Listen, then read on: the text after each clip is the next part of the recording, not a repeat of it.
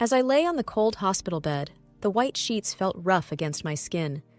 The room was silent, except for the rhythmic beep of the heart monitor beside me. I was tired, both physically and mentally, with the weight of my condition pressing down on me. Dr. Wilson had visited earlier and explained that I had an ulcer. He told me that it was partly because I had been holding in a lot of negative emotions. "I recommend you talk to someone, Mrs. Evans. Holding on to those emotions isn't good for your health," he said, adjusting his glasses. "I'll think about it, doctor," I replied, nodding slowly.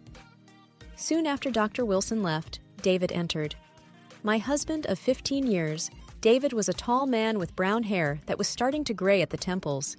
His suit was impeccable, always tailored to perfection. However, his face now showed signs of stress and impatience. "Jane," David started, clearing his throat, "I've been doing some thinking." I turned to look at him, waiting for him to continue. He took a deep breath. "I want a divorce." I felt a pang in my chest, but not of heartbreak, more of realization. It felt like something I had been expecting for a long time. "All right," I said simply.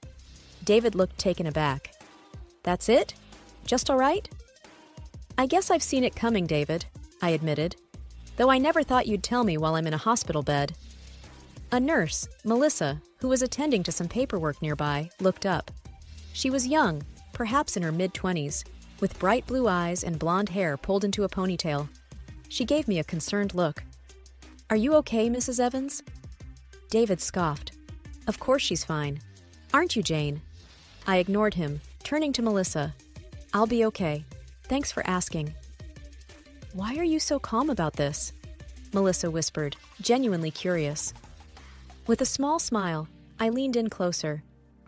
"I have a little secret, something that will make everything all right in the end." David, not hearing our exchange, glanced between us, looking annoyed. "I'll get the papers started then," he said tersely. As he left the room, I couldn't help but feel a mixture of sadness and relief.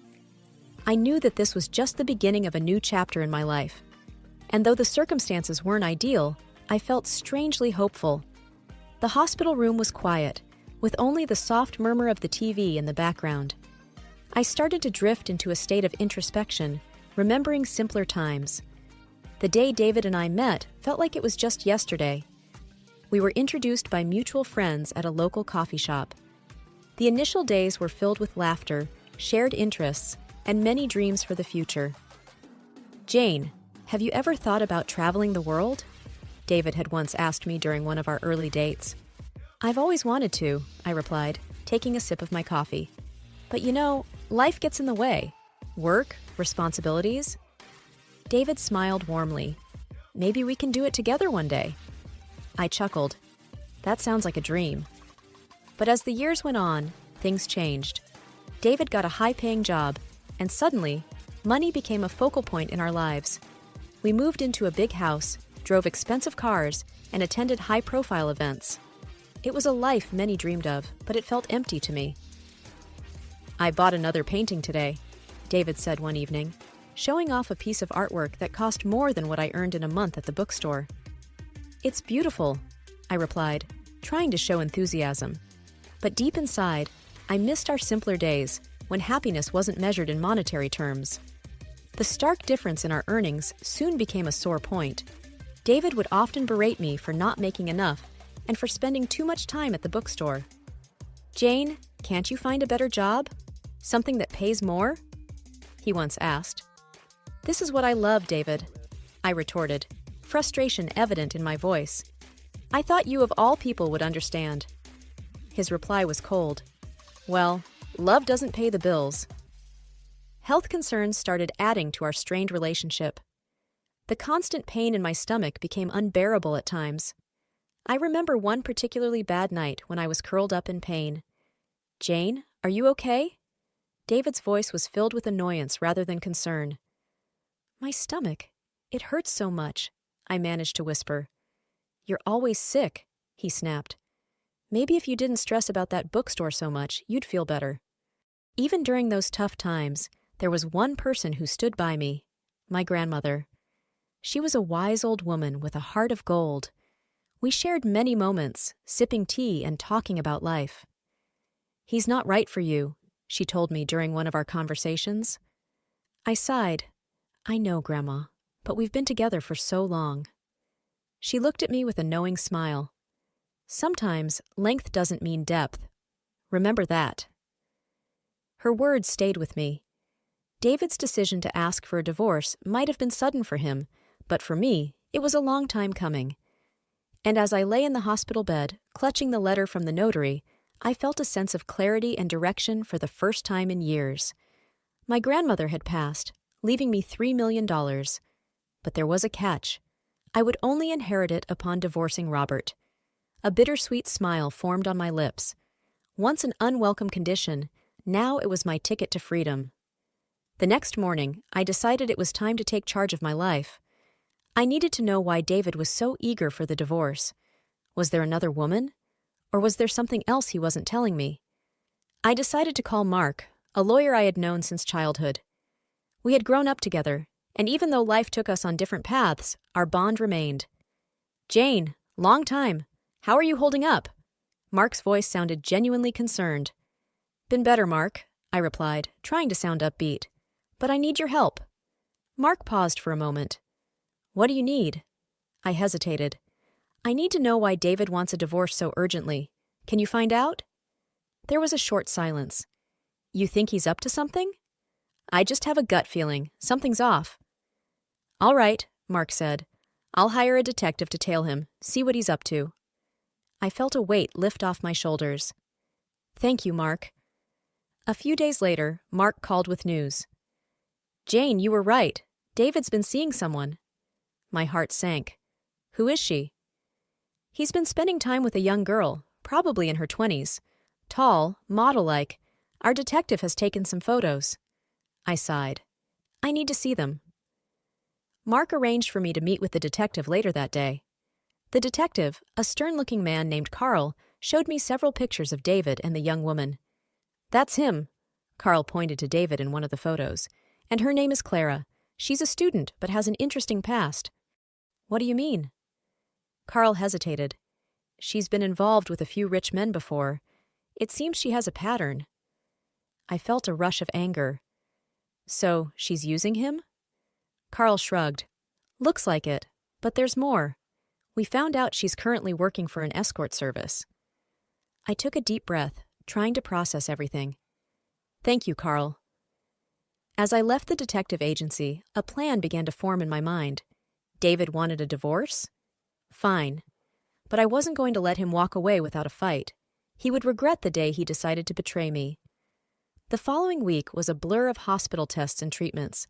But between the needles and medications, I had a surprise visitor, an elderly man named Mr. Graham, whom I had occasionally seen during my daily hospital walks. With white hair, a cane, and wise eyes, he seemed to be always engrossed in a book. "Hello, Jane," he greeted me with a warm smile as he walked into my room. "Hello, Mr. Graham. To what do I owe the pleasure?" "I've heard you work at a used bookstore," he said, taking a seat near my bed. "Yes, I do. It's a small place, but it has its charm." He nodded appreciatively. "I've always had a passion for books. Over the years, I've collected many rare editions. And, well, there's one particular book I thought you might be interested in." My curiosity was piqued. "Which book?" "It's an old, rare copy of Pride and Prejudice. You see, my late wife loved that book. She told me stories about her family's connection to it." I was taken aback. "That's one of my favorites. I've always wanted to have a rare edition." Mr. Graham smiled kindly. "I thought so. Well, I'm willing to sell it to you." "That's a generous offer," I said, my heart racing. "But there's a problem. I recently had some financial issues. David, my husband, took all the money from our joint account." Mr. Graham frowned. "I'm sorry to hear that. But for the book, we can work out a reasonable price, or even a payment plan." I smiled, touched by his kindness. "Thank you, Mr. Graham. I'd like that." Our chat was interrupted by a call on my mobile. It was David. "Jane, have you signed the papers yet?" he demanded. "Not yet, David. I told you, I'll do it after I leave the hospital." "Just get it done," he said irritably before hanging up. I sighed, feeling deflated. Mr. Graham looked at me with sympathy. Relationship troubles? I nodded. He's eager to get rid of me. Mr. Graham leaned forward. You know, life has a way of bringing unexpected joys even in the midst of our struggles. Perhaps this book is a small token of that. I smiled, wiping away a tear. Thank you, Mr. Graham. You have no idea how much this means to me. As he left the room, I held the book close, feeling a strange sense of comfort. In the midst of chaos and heartbreak, this little piece of literature became a beacon of hope. After my release from the hospital, I met with Mark to strategize our next steps. The evidence against David was strong, and I was ready for confrontation. Mark handed me a file. Everything you need is here. Pictures, documents, everything. I nodded, feeling a mix of anxiety and determination. Thanks, Mark. I appreciate everything you've done. He looked at me seriously. Just remember, be strong. David might try to manipulate or guilt trip you. I'm ready, I affirmed. The confrontation was set for an upscale restaurant downtown. David had chosen the place, probably to flaunt his financial superiority. As I walked in, I saw him seated at a corner table with Clara, the young model. Her presence was unexpected, but made me more determined. David smirked as he saw me. Took you long enough. Traffic, I replied curtly. He gestured to Clara. You remember Clara, my secretary? I smiled sweetly at her. Of course, how could I forget? David, eager to get things underway, said, So, have you signed the papers? I looked at Mark, who handed over a document. David quickly scanned it, his smirk fading. What's this? He asked, sounding genuinely confused. It's a demand for a significant share of your assets, Mark replied coolly. David laughed. On what grounds? Mark slid over the pictures of David and Clara. On these grounds, infidelity. Clara looked horrified, her eyes darting between the pictures and David. David's face went red. This doesn't prove anything. Mark wasn't fazed. It's enough, and there's more. He handed over another set of photos, showing Clara with different men. David looked at Clara, betrayal evident on his face. What is this, Clara? Clara stammered. I can explain. I chimed in. No need. Mark already explained to me about your profession. David looked crushed. His grand plan had backfired spectacularly. I decided it was time to deliver the final blow. Oh, and by the way, David, my grandmother passed away and left me a substantial amount. So don't worry about the dinner bill. I've got it. The look on David's face was priceless. The combination of shock, regret, and realization was almost poetic. I stood up. This is the last time you'll see me, David. Goodbye. Walking out of the restaurant, I felt a sense of freedom I hadn't felt in years. I was finally free from David's toxicity, and it was time for a fresh start. The past few weeks after the restaurant incident had been a whirlwind of changes. The whole town buzzed with news of David's fall from grace, and the whispers and pointed fingers were unavoidable whenever he made a public appearance. One afternoon, my phone rang, displaying David's number. I hadn't expected him to call ever again. Still, out of sheer curiosity, I answered. Hello? Look. David's voice was rough, almost desperate. I need to ask you something. My defenses immediately went up. What do you want? He hesitated, and I could almost picture him struggling for words. I need a loan. I raised an eyebrow. You want money from me? Yes, he sighed, his voice breaking a little. I spent a lot on Clara, on gifts, travels, everything she asked for. Plus, there are debts I've accumulated. I thought I had it under control, but now with everything falling apart, I just need some help to get back on my feet. His confession did give me a moment of satisfaction, but I remembered how he had treated me in the past, his condescending words and attitude. You told me once that I shouldn't spend money on myself because I'm an uninteresting woman, I said coldly, recalling his exact words. Why should I help you now? He was silent, likely recalling that painful memory. I waited. I'm sorry for what I said, he replied. It was wrong, but I really need this. I took a deep breath. David, You made your choices, and now you have to live with the consequences. I won't help you." I could hear the desperation growing in his voice. "Please, just think about it. I'll do anything." "No," I responded firmly. "Goodbye, David." I hung up and took a deep breath, feeling the weight of the past finally starting to lift off my shoulders. I was in control of my life now, and no one could take that away from me. The courtroom buzzed with murmurs, everyone exchanging opinions and whispers, but my focus was sharp. I looked straight ahead, bracing myself for the face-off. The mahogany doors opened, and in walked David, his hair disheveled, and his face reflecting sleepless nights. He still managed to look charming, but I saw through it. Mark, my lawyer, stood tall beside me. "Stay strong," he whispered. "Today is the day we set things right." David approached hesitantly, his eyes pleading. "Can we talk? Just for a minute?" I nodded towards Mark, signaling him to give us a moment. "Make it quick." David took a deep breath. "I'm so sorry. I realize the pain I've caused. Please, can we not do this? Can we not make it a public spectacle?" His words seemed genuine, but years of deceit had made me wary.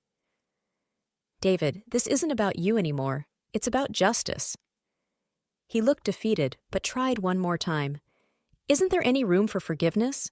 For us to start afresh?" I stared at him coldly. "There's no us anymore. And as for forgiveness, some things can never be forgiven. You chose this path." Before he could respond, the bailiff announced the judge's arrival. Everyone took their seats. The judge, a middle-aged man with a stern face, spoke. "This court is now in session." Mark began. "Your Honor, my client has suffered emotional and financial turmoil due to Mr. David's actions. The evidence will showcase his deceit." David's attorney tried to interrupt, but Mark continued, "Your Honor, we have photographs, bank records, and messages that point towards Mr. David's consistent betrayal." The evidence was presented, one piece after another, creating an irrefutable chain of David's misdeeds. David looked shattered, realizing the gravity of the situation.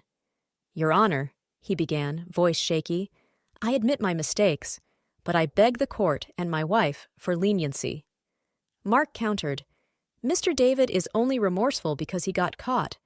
Had any of these deceitful actions not come to light, he would have continued his ways." The judge, after pondering for a while, said, "Given the overwhelming evidence, this court grants the divorce. Mrs. will receive 80% of the combined assets." David was aghast. "This is extreme." I stood up, anger evident in my voice. "Extreme? Like your affairs? Or draining our accounts? Or every lie you told?" David whispered, "Please just give me a chance." I looked at him squarely. "I gave you years, David. You destroyed that chance every time." Walking out of the courtroom, Mark congratulated me. "You did great. This chapter is closed." I nodded, determined. It's time to rebuild and move forward, without him. The sun outside shone brilliantly, signaling a new dawn, and for the first time in years, I felt truly free. The sky was a bright shade of blue, and the air was fresh, with a hint of morning dew. It had been a month since the court case, and the world seemed different to me. I was sitting in a small cafe near the beach, enjoying a cup of coffee, watching children play in the sand and families laughing together. Sarah, my longtime friend, joined me at the table, her presence always a comfort. "How does freedom feel?" she asked with a teasing smile. "It feels like breathing without any weight on my chest," I replied, taking a sip from my mug. She chuckled. "I never understood why you held on for so long." I sighed. "Neither did I, but it's in the past now. I'm just focusing on what's ahead." A small boy, around 6, ran up to our table, his sandy feet leaving prints. "Excuse me, ma'am. Can you help me build a sandcastle?" I smiled at his innocence. "Sure, why not?" As we sat building the castle, Sarah watched with a soft smile. "You know, you always had a way with kids. Have you thought about what you're going to do next?" "Actually, I have," I began, molding the sand into a tower. "I'm thinking of starting a community center for children, somewhere they can come, learn, and play." Sarah looked pleasantly surprised. "That sounds amazing. but it's going to be a lot of work. I'm ready for it. I've been tied down for so long. It's time I did something that truly matters. The day wore on, and Sarah and I talked about everything under the sun, memories, future plans, and the latest town gossip. Later, as the sun began to set, casting a golden hue on the horizon, I stood up, stretching my legs. You know, Sarah, it's moments like these that I miss the most. Simple, peaceful, just enjoying life. Sarah nodded. You've come a long way. A familiar face approached our table. Mark. He looked different in casual wear, less the stern lawyer and more like an old friend. I hope I'm not interrupting, he said, a smile playing on his lips. Not at all, I replied. Have a seat. He sat down. I was in the area and thought I'd check on you. How have you been? Better, I said. Much better. Sarah, always the tease, chimed in.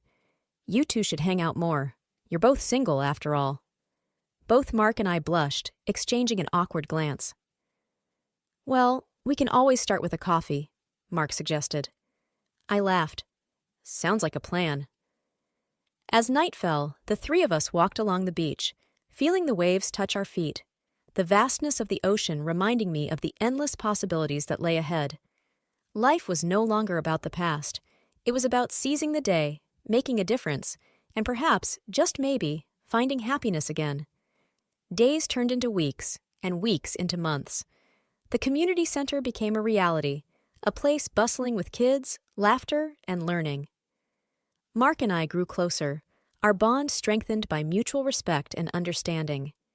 One evening, as I stood on the balcony of my new home, looking at the vibrant colors of the setting sun, Mark came up behind me. You've done it, he whispered. I turned to face him. We did it. Together. He pulled me into a hug, and we stood there, looking out at the horizon, knowing that the past was behind and a new dawn awaited.